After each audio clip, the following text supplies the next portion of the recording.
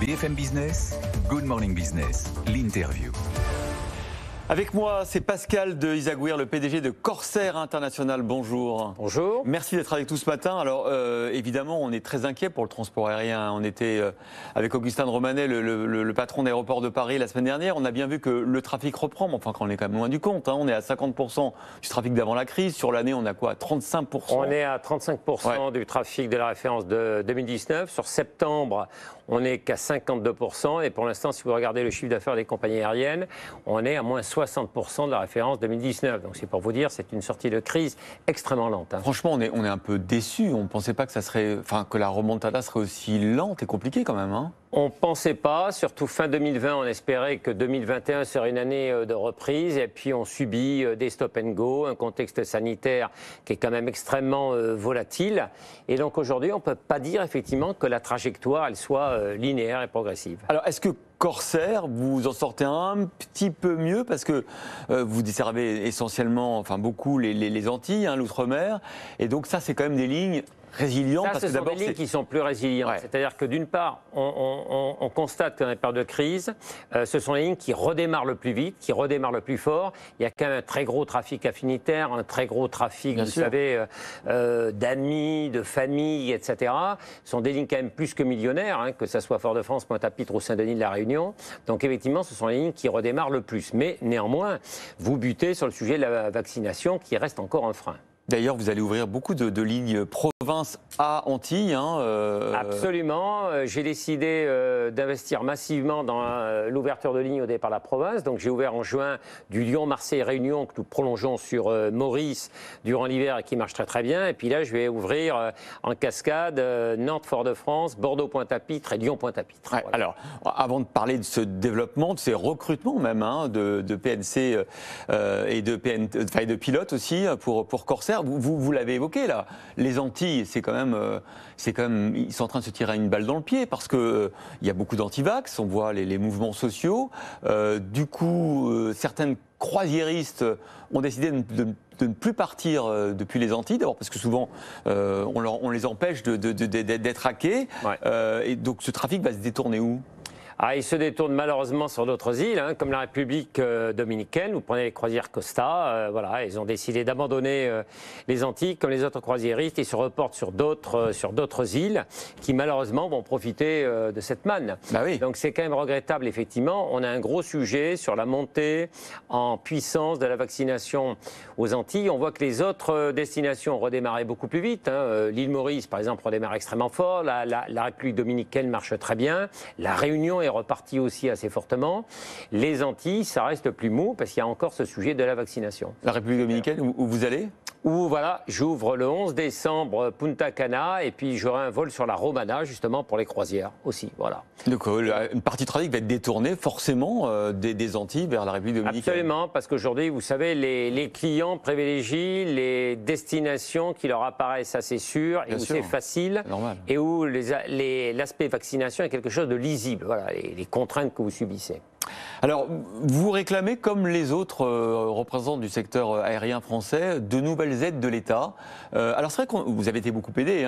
Il y a eu des recaps, il y a eu du chômage partiel. Des recaps, là, vous parlez pour Air France. Moi, je suis une entreprise privée, je n'ai pas eu de recapitalisation.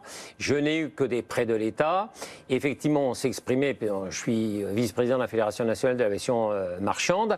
Donc, le quoi qu'il en coûte, nous comprenons très bien. On se réjouit que beaucoup de secteurs redémarrent, que la croissance reparte. Malheureusement, ce n'est pas le cas pour le transport aérien. Donc on dit ne nous oubliez pas parce que nous avons besoin d'une prorogation des dispositifs qui étaient les bienvenus, d'ailleurs il faut féliciter l'État, qui ont existé, mais aujourd'hui on demande soit la reconduction, soit l'adaptation, soit de nouvelles mesures pour continuer à nous aider à traverser cette crise et à ce que on fasse la soudure jusqu'à la période où enfin on recouvrera une activité normale. Alors qu'est-ce que vous demandez quand vous demandez la prorogation? C'est quoi? Le chômage partiel? Alors c'est la prorogation de l'activité partielle, c'est une activité partielle longue durée qui soit mieux indemnisée par l'État. Ça vous en bénéficiez aujourd'hui de cette indemnisation partielle de longue durée? Le secteur aérien. Oui, mais on demande une amélioration de la subvention de l'État jusqu'à 70% de la rémunération. On l'a plafonné à 4,5 fois le SMIC. Nous demandons aussi une exonération de certaines taxes.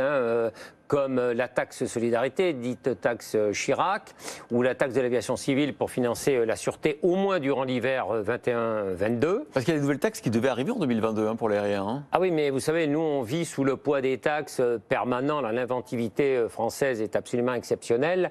Et donc, le secteur aérien ploie et croule sous le fardeau des taxes et des diverses redevances. N'oublions pas aussi que nous avons eu donc des exonérations durant certaines périodes, mais que nous devons rembourser de cotisations sociales. Nous demandons le report du remboursement à 2024 et que la période soit étalée sur 48 mois. Même chose pour les PGE, parce que si vous voulez, c'est très bien d'avoir eu les PGE, il va falloir les rembourser, bien sûr. Et le problème, c'est qu'après 2 années où nous avons été saignés à blanc, ça fait une ponction sur notre liquidité. Donc il faut nous laisser le temps, si vous voulez, de reconstituer notre trésorerie pour que nous soyons en capacité de procéder à ces remboursements. Comment vous, Corsair, avez-vous traversé cette crise d'un point de vue financier? Quels sont les efforts qui ont été faits par vos actionnaires, par vos banquiers? Écoutez, nous, alors d'abord, j'ai pu mener un nouveau tour de table avec de nouveaux actionnaires, hein, donc qui ont recapitalisé la compagnie. J'ai un soutien de l'État. Les personnels ont fait des concessions et des efforts très important, hein, donc je les en remercie parce que si vous voulez, ils ont contribué très fortement en diminuant leur rémunération, en augmentant leur productivité. De combien la baisse des rémunérations des personnels navigants? Écoutez, parlons de la masse salariale au global, hein, c'est de l'ordre de 15 à 20%. Hein, ouais. Il y a eu aussi des réductions d'effectifs. Bon, donc tous les personnels de Corsair ont très fortement contribué. Donc au global, si vous voulez, nous, on maintient le cap sur le développement, hein, puisque je continue à moderniser la flotte. Hein. Nous avons intégré 3 appareils entièrement neufs Néo, vous savez que c'est très important aussi pour les problématiques de développement durable. Il y a les Airbus à 330 Néo. À 330 Néo, hein, en avril, mai, juin. Le 4e va être reçu à la mi-novembre 2021 et le 5e en avril 22. Et donc pour ça, vous avez le projet d'embaucher des navigants commerciaux et des pilotes. Voilà, c'est-à-dire que là, nous avons embauché dans les 18 derniers mois 80 pilotes et nous sommes en train de recruter 120 personnes navigants commerciaux qui seront basés aux Antilles et à La Réunion pour développer l'emploi local. Donc ça, c'est un acte de foi vous voyez, dans l'avenir du transport aérien. Mais il y a aussi à vos nouveaux actionnaires qui sont aussi locaux, en fait. Alors, nouveaux actionnaires qui sont très majoritairement ultramarins. C'est ça. Mais voilà, c'est un acte de foi. Mais comme je le dis, moi, je suis un précepte de aide-toi, le ciel t'aidera. Donc, ce qu'on demande à l'État, c'est de nous accompagner. On voit qu'on fait le job, nous recrutons, nous modernisons la flotte, ce qui est très important pour les problématiques d'empreinte carbone. Mais on demande évidemment encore un soutien financier de l'État. L'État va vous dire, vous embauchez 120 navigants commerciaux, vous avez embauché 80 pilotes, Corsair va bien. Oui, écoutez, j'espère que le raisonnement est un peu plus subtil et ne s'arrête pas là, et que tout le monde est conscient quand même des difficultés. Je crois que le transport aérien, vous savez, c'est plus de 100 000 emplois, c'est une très forte contribution au PIB français. Je vous fais remarquer que c'est que de l'emploi français. C'est l'emploi souvent très peu qualifié, on a un rôle très important en matière de formation, de qualification. Vous savez, quand on est sur les bassins d'emploi de Charles de Gaulle et d'Orly, on ne recrute pas beaucoup de Bac+8. Hein. Et donc, en revanche, on recrute des apprentis, on leur procure un parcours qualifiant, un parcours professionnel. Donc je pense qu'il faut tenir compte de tout ça. Quand on voit la vitesse qui s'accélère dans la transformation de l'industrie automobile, on l'a vu encore aujourd'hui avec ce chiffre incroyable de Tesla qui est devenue la première voiture vendue en Europe avec la Tesla 3, hein, devant la Clio, devant la Dacia. On se dit que ça va beaucoup plus vite que prévu. Est-ce que vous ne craignez pas que ça aille encore plus vite que prévu dans l'aérien? C'est-à-dire que très très vite, la pression sur les constructeurs, sur des avions à hydrogène, des avions électriques pour le trafic court courrier, que vous oblige, vous, transporteurs, à investir davantage encore? Alors écoutez, d'abord il faut savoir quand même qu'il y a des ruptures technologiques qui sont extrêmement difficiles, donc on ne va pas pouvoir aller plus vite que la musique. Hein. C'est bien plus facile de faire une voiture électrique qu'un avion électrique, d'ailleurs dont quasiment plus personne ne parle. On parle de l'avion hydrogène. On en parle pour le 2035, je vous dis honnêtement, ça paraît très très ambitieux, parce que peut-être pour des petits avions, pour des avions court courrier, mais pour des gros porteurs long courrier, je pense que 2035 me paraît là très ambitieux. Mais en fait, ce que vous êtes en train de dire, c'est que nous, compagnies aériennes, nous sommes très tributaires des efforts de recherche et développement parce que nous ne faisons qu'opérer des avions qui sont fabriqués par les autres. Oui. Donc effectivement, il faut aider massivement les constructeurs, les motoristes, dans des efforts de recherche et développement pour optimiser. On pourrait vous parler aussi de l'optimisation du contrôle aérien, qui est une vaste source de gaspillage quand même, où on pourrait faire des économies assez considérables. Les matériels de piste électriques, les aéroports.